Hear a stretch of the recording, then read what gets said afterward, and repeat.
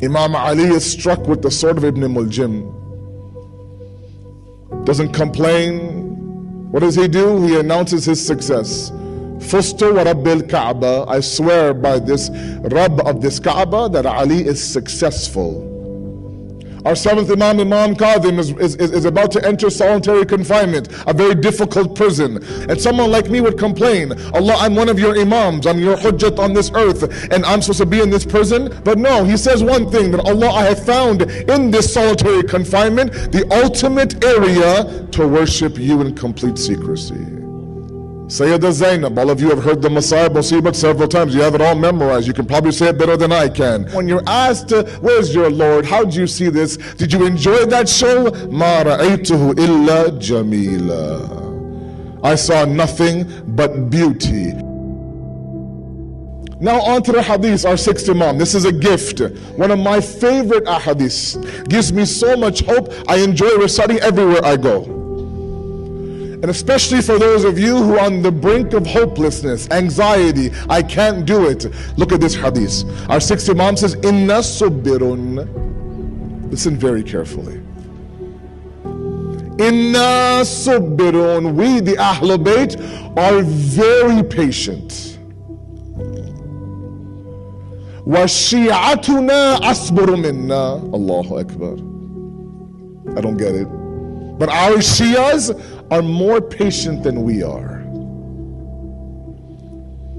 The ashab that are sitting there around our sixth Imam, how is that possible? How can you claim that your Shias are more patient than you? Look at the response. He says, Nasburu ala ma na'lamu wa shi'atuna yasburuna ala ma la ya'lamun. Allahu Akbar. We are patient based on the fact that we know what will follow our patience. But our Shias, they're patient even though they have no idea what will follow their patience. They're patient for the sake of being patient. My father, marhum, may Allah bless his soul, we had this conversation. I said, Dad, do you know how hard it is to go through high school in the West? The challenges that we have?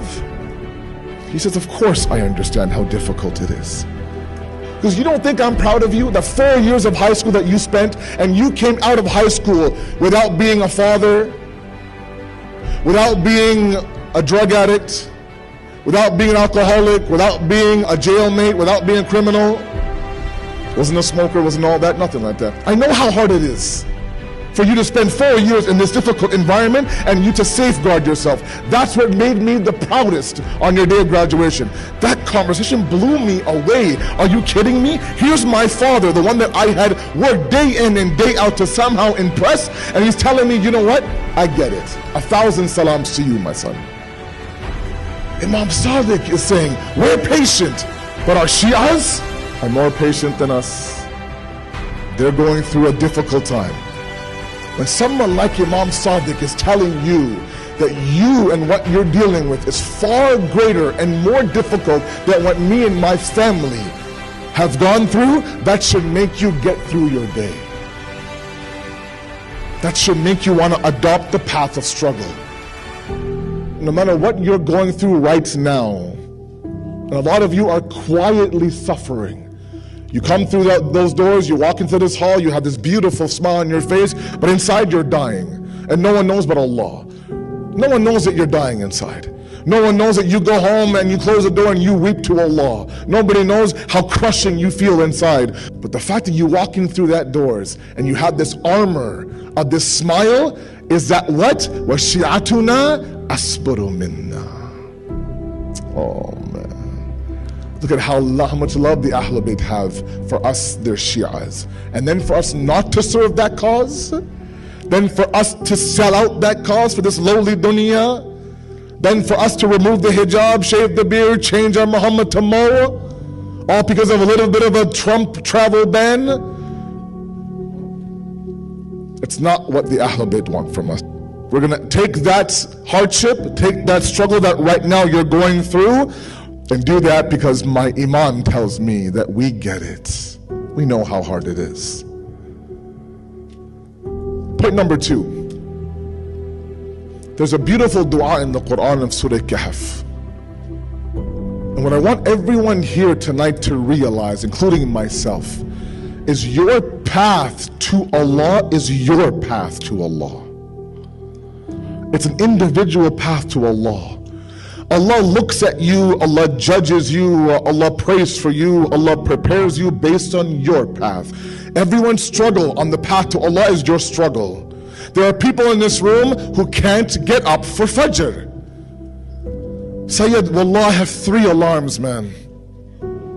Surah Kahf at night, Ayatul Kursi in the morning. I ask my mom to wake me up. I have 1 alarm beside me, 1 alarm in the bathroom, 1 alarm down the street. Everybody is awake but me. I do my best. I beg Allah. I curse Shaitan. I want to get up for Fajr. And his whole life is a struggle to get up for Fajr. There are those of you who, mashallah, have the Quran hifz. It's completely memorized by the age of 25. There are some of you who are in your 50s and you're learning Alif Ba Ta right now.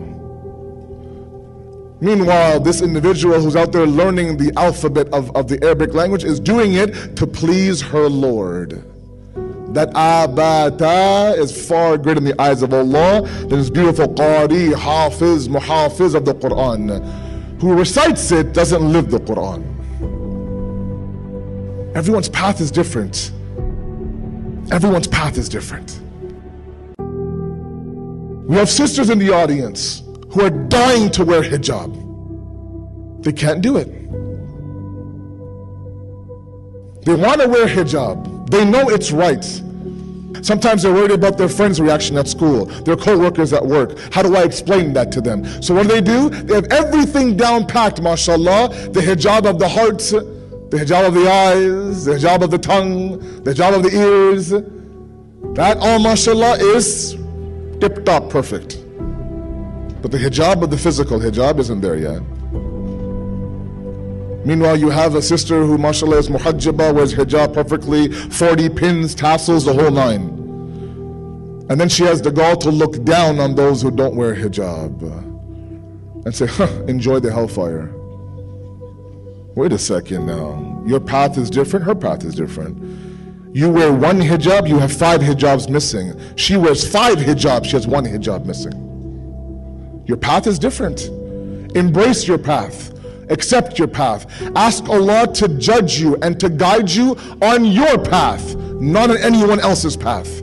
The Quran says what? وَلَا تَتَمَنُّوا عَلَى فَضْلِ اللَّهِ بِهِ بَعْضُكُمْ عَلَى بَعْضٍ. Don't compare yourself to others based on the fadl of Allah.